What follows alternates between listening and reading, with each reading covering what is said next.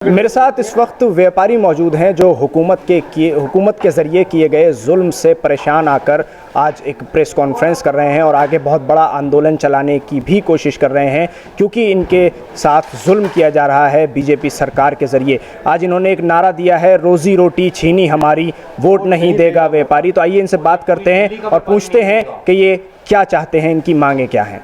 इलेक्शनों से पहले जिस समय मोदी जी के अपने पूरे भी लगते थे तो वो यही कहते थे, सबका साथ सबका विकास। ठीक है, और हमें तो अब जाकर ये पता चला है कि विकास सिर्फ भूमाफिया का हो रहा है, मल्टी मिनरल्स का हो रहा है, और जो बड़े से बड़े उनके साथ जुड़े हुए हैं उन्हीं का ही हो रहा है। हमारे जो छोटे दुकानदार हैं, जो पगड़ी किराएदार हैं, उनकी तरफ ना वो देख रहे हैं, ना उनकी कोई गुहार सुन रहे हैं। हम कितनी बारी तो प्रधानमंत्री जी के पास जाके रिक्वेस्ट कर चुके हैं कि हमें मिलिए, हमें मिलने का मौका दीजिए, मिलने का ही मौका नहीं दिया। अमित शाह जी से मिले हैं बाकायदा, कई बार हमारी मीटिंग हुई, और एमपीज़ जितने भी हैं उनसे भी मिले हैं। सब यही बोल देते हैं कि ठीक है जी, हम करते हैं। इवन देन महेश गिरी जी ने ये बात पार्लियामेंट में भी उठाई थी कि पगड़ी व्यापारियों के पहले जो गांधी जी ने जिस समय पगड़ी व्यवस्था चालू करी थी, ये पुराने टाइम की, ब्रिटिशर टाइम की चल रही है भाई, इसमें भी इनकी सुनवाई करी जाए। और कोई सुनवाई कर नहीं रहा, कोई हमें देख नहीं रहा, कोई ना हमारी गुहार सुन रहा है।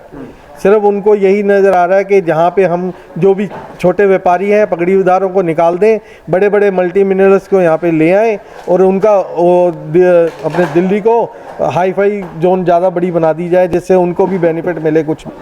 सरकार उड़ रही है परिंदों के शहर में, सरकार उड़ रही है परिंदों के शहर में, बंदा खुदा बन गया है बंदों के शहर में। क्या हाल पूछते हो मेरे रोजगार का, आईने बेच रहा हूँ बंदों के शहर में। कि मोदी सरकार हमारी कुछ नहीं सुन रही, और यदि नहीं सुनेगी तो हम अपना नोटों पे बटन दबाएंगे और व्यापारियों को अपनी जान देने को तैयार हैं। हम वोट का बिल्कुल बहिष्कार करेंगे, क्योंकि मैं बीजेपी से हूँ और 70 साल की मेरी उम्र है। अब बताओ मैं क्या करूँगा, कहाँ जाऊँगा? बहुत परेशानी, बिल्कुल जी परेशानी है। जिसकी रोजी रोटी चली जाएगी वो क्या करेगा? वो जबकि मेरी दुकान 5.5 बाई 2.5 की है, छोटा सा ठिया है एक, उसके ऊपर भी लैंडलॉर्ड कहता है मैं यहाँ से जीना बनाऊँगा। ऑलरेडी जीने बने हुए हैं, सब चढ़ते उतरते हैं। आज से 50 साल से 80 साल से मैं बैठा हूँ, 2 दफ़ा मैंने पकड़ी दी है। और जो ये लोग कहते हैं कि किराया, ये टोकन मनी होती थी ताकि हमें बिजली का बिल और टैक्स का बिल सब हम ही जमा कराते हैं। बत्ती लेने के लिए, टेलीफोन लेने के लिए और चीज़ दिखाने के लिए वो टोकन मनी होती। हमारी डिमांड ये है कि गुजरात रेंट कंट्रोल एक्ट वाले प्रोविजंस तुरंत दिल्ली में लागू किए जाएं, एविक्शंस तुरंत ख़त्म हो। उसके बाद में सरकार बैठ करके लॉन्ग टर्म सॉल्यूशन फार्मूला जो भी कुछ है लैंडलॉर्ड्स के साथ में, वो इसका एक परमानेंट सॉल्यूशन हो। अगर सरकार आपकी बातों को नहीं मानती है तो क्या करेंगे आप? हम लोगों ने फ़िलहाल वोट न देने का विचार बनाया है कि हम लोग सब मार्केटों में घूम करके जितना भी व्यापारी है वो अपनी रोजी रोटी जो छिन रही है उसको देखते हुए वो अपने विरोध के तौर पे, और वो बिल्कुल भी वोट नहीं देगा। और 15 दिन में अगर सरकार हमारी बात नहीं मानती है तो हम इस बात को आगे चल के हमारी कमेटी बैठेगी और हम इस मुहिम को और तेज करेंगे। कितने व्यापारी होंगे सर जो वोट ना देने के लिए? आप ये समझ लीजिए कि 4 लाख पगड़ी वाले तो हैं ही हैं, दुकानदार हैं, उनकी फैमिली 4 लाख सिर्फ पगड़ी वाले। आप ये समझ लीजिए कि अगर 2 बच्चे भी हैं और 2 एडल्ट हैं तो कम से कम 2 एडल्ट हो गए तो 8 लाख तो वोट अफेक्ट होगा, जो डायरेक्टली अफेक्टेड है। 8 लाख में से अगर हमारे साथ में 50% भी आता है तो 4 लाख वोट हो जाएगा। तो इसका नुकसान 2019 में काफ़ी देखने को मिल सकता है। अब ये तो सरकार जो है सोचे, और बाकी उसके लिए विचार करने वाली बात है। हम तो हमारी बात, हम कम से कम 100 बार जो है वो मोदी जी से गुहार लगा चुके। ये फाइल पड़ी है, ये पूरे रिप्रेजेंटेशंस हैं। हरदीप सिंह, ये इतनी मोटी फाइल है, आप देखिए, ये आप रिप्रेजेंटेशन हैं, ये एक्नॉलेज्ड है। ये prime minister Hardeep Singh Puri, doctor Harshvardhan, Hardeep Singh Puri. ये मीटिंग नायडू जी ने कॉल करी थी, उसका है। ये मिनिस्टर फॉर अर्बन डेवलपमेंट वापस Naidu ji, prime minister, finance minister, home minister, Modi ji को चिट्ठी लिखी है दिल्ली हिंदुस्तान मर्केंटाइल में। फिर हम लोग मिलने गए, मिनिस्ट्री ऑफ होम अफेयर्स का ये है, ये इतनी बार मिलने गए हैं। ये हमने सुप्रीम कोर्ट ऑफ इंडिया तक में लगा दिया। ये सब है। उदित राज जी, वेंकैया नायडू जी ने उदित राज जी को, ये पूरा फाइल है, ये पूरी आप ये देखिए, ये फाइल शॉर्ट बना लो अमित पास। इनका कोई ये आप चाहिए कोई भी आप देख सकते हैं, कोई भी इसमें कागज हमारा वाला नहीं है कि हमने फिल करना। जवाब आता है, देख रहे हैं। आश्वासन तो सब सरकारें देती हैं। अमित शाह जी ने 2015 में हमको आश्वासन दिया था कि जल्द हम दिल्ली रेंट कंट्रोल एक्ट में जो कुछ सालों पहले जो फेरबदल हुआ है उसको तुरंत से दोबारा ठीक कर दिया जाएगा। जो हमको 2015 में आश्वासन दिया गया था, दिल्ली के पगड़ी किराएदार को तुरंत रिलीफ दिया जाएगा, ये हमको 2015 में अध्यक्ष जी अमित शाह जी द्वारा संपूर्ण आश्वासन दिया गया था। और बल्कि एक बार तो यहाँ तक कह दिया गया था, बस आपका ये कार्य इस साल 2015 में हो जाएगा। 2015 निकल गया, 16 निकल गया, 17 निकल गया, 18 निकल गया, 19 आ गया। अब क्या कर रहा है व्यापारी, क्या करे? जब रोजी रोटी चली गई, अब क्या बचा? और जब रोजी रोटी चली गई व्यापारी की, 1 लाख व्यापारी हमारा बेरोजगार हो चुका है। 1 लाख के साथ कितनी फैमिली साथ में इन्वॉल्व है? एक फैमिली के साथ वर्कर्स हैं, कितने लोगों को जॉब देते हैं हम? अनस्किल्ड वर्कर, जो बेचारा पढ़ा लिखा नहीं है, हम खुद अनस्किल्ड हो जाएंगे। हम खुद जो जिस काम करना कुछ आता नहीं हमको, एक पीढ़ी लगती है कोई कारोबार जमाने के लिए। आप कोई कारोबार कर रहे हैं, उसको जमाने में एक पीढ़ी दर पीढ़ी। आज हमारे फादर ने कारोबार जमाया, मैं उस दुकान पे आके बैठ गया, मैं कारोबार चला रहा हूँ और मेरे साथ 10 वर्कर मेरे हैं। भाई साहब, मैं भी बेरोजगार हो गया, मेरे वर्कर भी बेरोजगार हो गए। अब सरकार से अब और ज़्यादा हम जो है, हमने यही फैसला लिया व्यापारियों ने, रोजी रोटी छीनी हमारी, वोट नहीं देगा व्यापारी। ये बात कान खोल कर इस सरकार को सुन लेनी चाहिए। उन्होंने व्यापारी को हाशिए पर लाकर खड़ा कर दिया है, जिसका उनको हर्जाना भुगतना पड़ेगा, नहीं तो हमारी बात में आके फैसला किया है आपने? बिल्कुल सर, रेगुलर हमारी 15 दिन पहले भी मिनिस्ट्री में मीटिंग हुई है। जब हमको नजर आया अब इनसे ज़्यादा वक्त आखिरी ये पहले का नहीं है। ये हमने कितने अटेम्प्ट किए हैं पिछले 5-7 साल से, इतने अटेम्प्ट हुए हैं कि मेरे ख्याल से बहुत ज़्यादा कोई बहरा होगा ना वो भी सुन लेगा। पहला पॉइंट। दूसरा क्या है, अब टाइम होता है, आज सरकार को भी जरूरत है वोटों की, कल हमें जरूरत थी, ये तो सोसाइटी है, ऐसे चलेगा।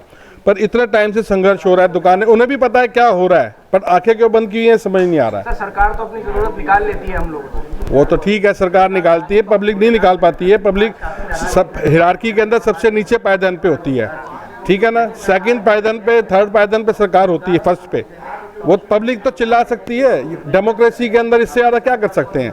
वायलेंट होंगे तो पुलिस उठा के अंदर कर देगी। कई बार अंदर गए भी हैं, इसी मामले में डिटेन हुए हैं थानों के अंदर। ये कोई मतलब आज फर्स्ट अटैम्प्ट नहीं है, ये उस हजारों अटैम्प्ट में एक अटैम्प्ट है। आदमी क्या करेगा? ठीक है ना। अब सीधा आज़ादी की लड़ाई तो लड़ी रहे हैं। अब पॉइंट ये है कि जितना भी ये चीज़ें चल रही हैं उसमें कुछ सरकार ने करना है, कुछ कोर्ट ने करना है, कुछ लैंडलॉर्ड ने करना है। प्रॉब्लम प्रॉपर्टी में नहीं है, प्रॉपर्टी वही प्रॉपर्टी है। आज नीयत खराब हो रही है। नीयत, संपत्ति सबसे ज़्यादा सुखदायक चीज़ है। अगर नीयत खराब हो जाए तो उससे ज़्यादा दुखदायक कोई नहीं है। वही लैंडलॉर्ड है, वही किराएदार है। एक दूसरे की शादियों में जाते थे, भाईचारा था। कानून का जो लुकेना आया है, जैसे भाई की नीयत खराब हो जाती है, ऐसे लैंडलॉर्ड की नीयत खराब हो रही है, और कुछ नहीं है। प्रॉपर्टी जो 10,000 की थी 1 करोड़ की हो गई है, ठीक है ना।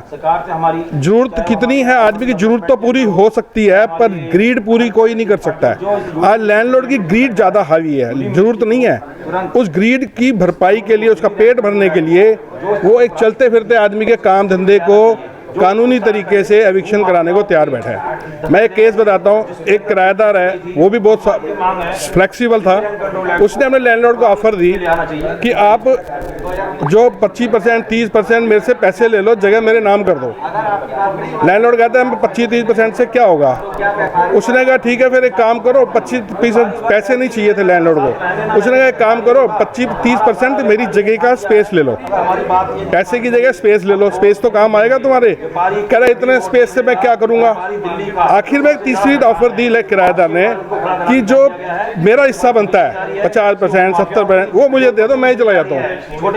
नहीं, अब जैसे कमेटी करेगी, और हमने कोई बसें तोड़नी नहीं, दुकानदार आदमी है, शांत ही करेंगे, शुरू से ही कर रहे हैं। जिस वक्त हम लोगों ने दुकान ली, उस वक्त जो एक्स अमाउंट दिया गया पगड़ी पे, और जो रेंट उस वक्त उसका जो होता था उसका हमने 10% दिया।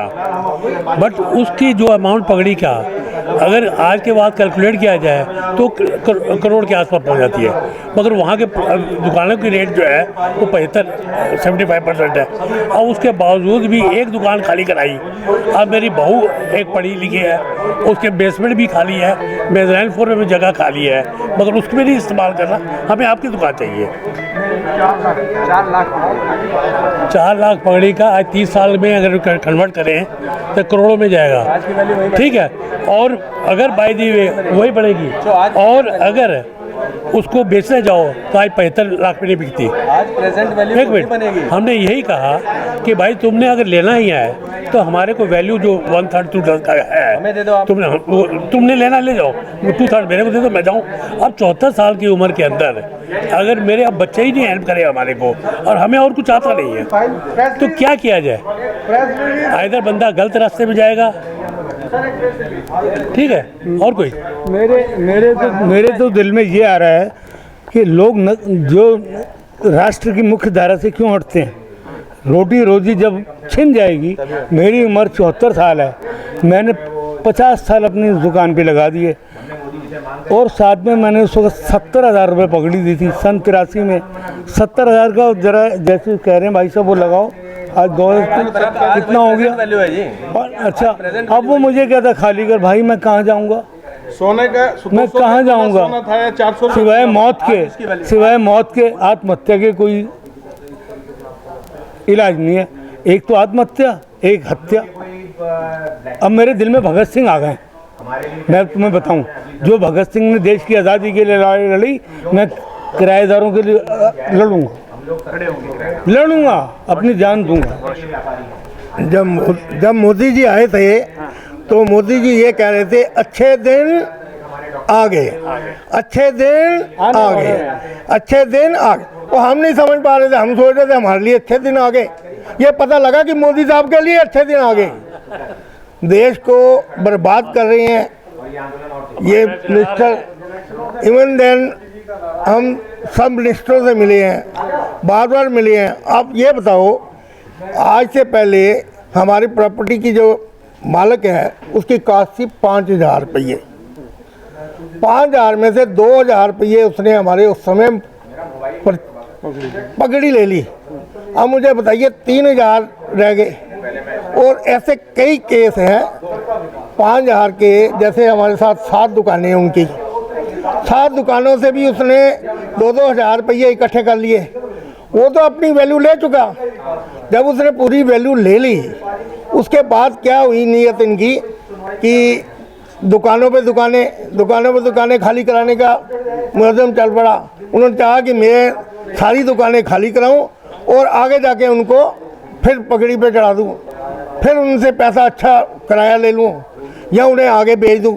ये सिर्फ प्रॉपर्टी ये बेवकूफ़ बना रही हैं और ये गवर्नमेंट भी उनकी बातों में आ रही है। वो समझ नहीं पा रहे कि वो कितनी बार दुकानों को बेचेंगे, कितनी बार ये करेंगे। और हमारे को हम तो ये कंगाल पे खड़े हैं कि इससे ज़्यादा खुदकशी से अलावा और कुछ है नहीं हमारे पास। अब हमारा मरना निश्चित है, क्योंकि जब हमारी गवर्नमेंट नहीं सुनेगी तो हम किसी को मार तो नहीं सकते, लेकिन अपने आप को आत्महत्या करने को हम तैयार हैं। तो मैं मोदी साहब से यही अपील करना चाहता हूँ, मोदी साहब आप चेत रहिए। आप अपने फायदे के लिए सोच रहे हैं, सब कुछ सोच रहे हैं। अब हमारा भी सोचो, हमारी भी ज़िंदगी है, हमें मौत के कंगाल पे मत पहुंचाओ। मेरी आपसे हाथ जोड़ के विनती है। तो आपने देखा मेरे साथ इस वक्त व्यापारी थे जिनको पगड़ी पर रखा गया था और अब उन्हें बेरोज़गारी की कगार पे लाकर खड़ा कर दिया गया है। दुकानें उनसे खाली कराई जा रही हैं। जब ये सरकार से मिलने की कोशिश करते हैं, पीएम नरेंद्र मोदी से मिलने की कोशिश करते हैं और ईमेल किया जाता है, चिट्ठियां लिखी जाती हैं, ख़त लिखे जाते हैं, तो सिर्फ इन तमाम चीज़ों के बदले में इन्हें एक ही चीज़ मिलती है, वो है आश्वासन। तो इन व्यापारियों ने आज ये ठान ली है कि 2019 में ये सब मिलकर वोट का बहिष्कार करने वाले हैं। दिल्ली से कैमरा पर्सन ताबिश अली के साथ न्यूज़ मैक्स के लिए साहिल नकवी।